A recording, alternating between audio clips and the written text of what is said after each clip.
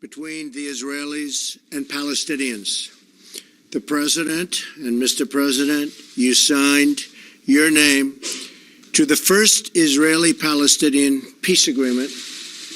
You remember that well, right? And I want to support you in being the Palestinian leader who signs his name to the final and most important peace agreement. To the final and most important peace agreement.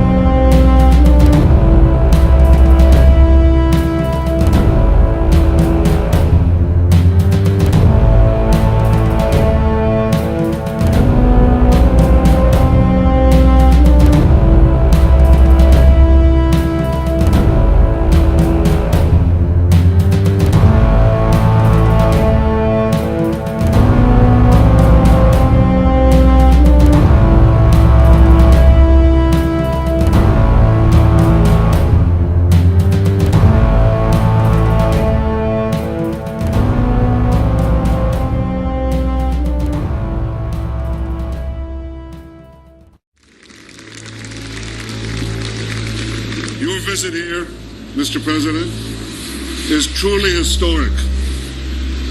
Never before has the first foreign trip of a President of the United States included a visit to Israel.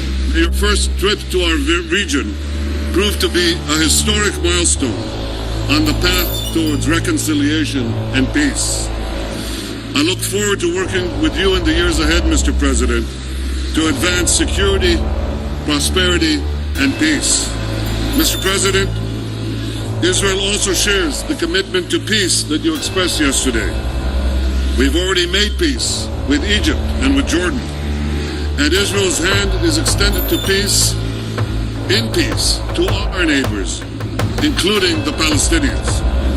The peace we seek is a genuine and durable one, in which the Jewish state is recognized. Security remains in Israel's hands, and the conflict ends once and for all. The final and most important peace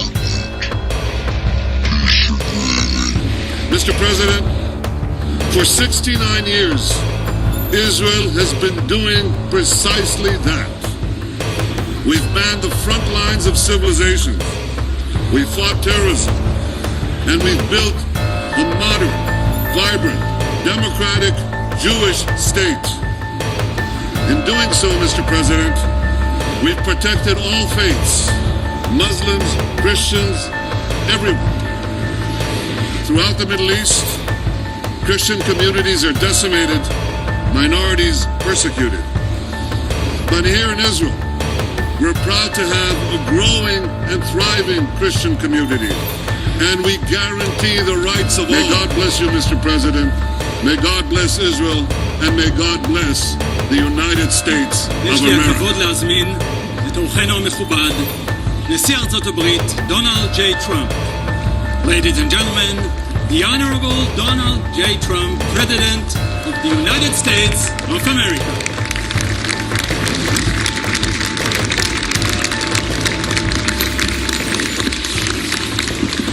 Thank you and shalom. It is wonderful to be here in Israel. President Rivlin, Mrs. Rivlin, Prime Minister Netanyahu, Mrs. Netanyahu, thank you very much. I am deeply grateful for your invitation and very, very honored to be with you. On my first trip overseas as president, I have come to this sacred and ancient land to reaffirm the unbreakable bond between the United States and the State of Israel.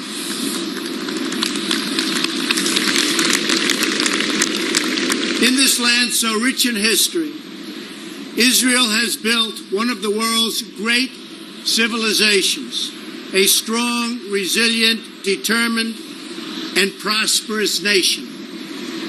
It is also a nation forged in the commitment that we will never allow the horrors and atrocities of the last century to be repeated.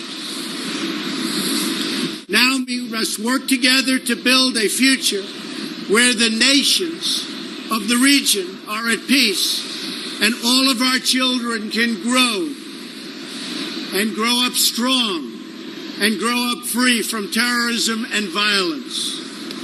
During my travels in recent days, I have found new reasons for hope. I have just concluded a visit to Saudi Arabia, where yesterday I met with King Salman and with the leaders from across the Muslim and Arab world. In that visit, we reached historic agreements to pursue greater and greater cooperation in the fight against terrorism and its evil ideology. My future travels will take me to visit Pope Francis at the Vatican and then our NATO and European allies. We have before us a rare opportunity to bring security and stability and peace to this region and to its people, defeating terrorism and creating a future of harmony, prosperity, and peace. But we can only get there working together. There is no other way.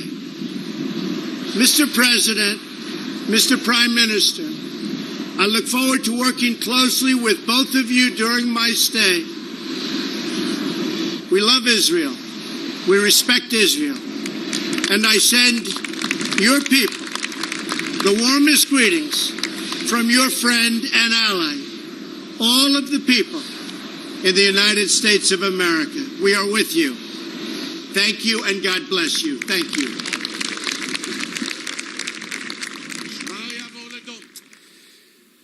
Trump spoke as presidents before him spoke.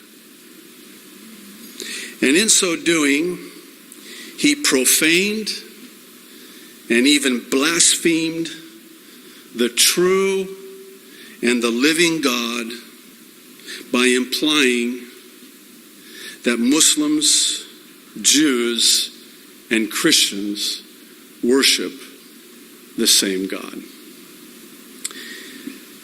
I make no apologies for saying that, and I also make no apologies for what I'm about to say. But Trump's speech is wrong on every level, and it's very grievous. And what's even more grievous is that, if this weren't bad enough, most Christians have no clue. The final and most important piece of agreement.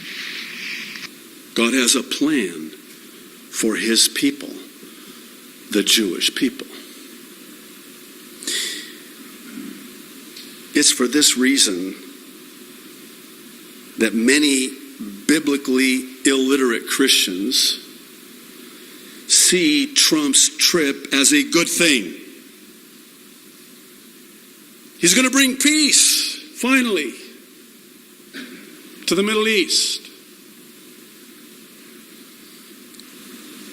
Here's the fact of the matter. Pardon me. He is seeking to unite Islam, Judaism, and Christianity vis-a-vis the dividing of Jerusalem. That's why he's in Saudi Arabia today. That's why tomorrow he leaves for Israel. And then after Israel, he goes to Brussels, or he goes to the Vatican to meet with the Pope. And then after that, he goes to Brussels, where he'll meet with NATO. I'm hoping you'll bear with me as I, try to sort through what is arguably the most historic and prophetic series of events in recent memory. I know that's kind of a big statement, but again, I'm hoping you'll just hear me out as I try to explain what I believe is actually happening here. It's quite stunning. It's quite stunning. To say that this presidential itinerary is as strategic as it is historic and prophetic would be a gross understatement. And I say that by virtue of the underlying agenda of a one-world religion.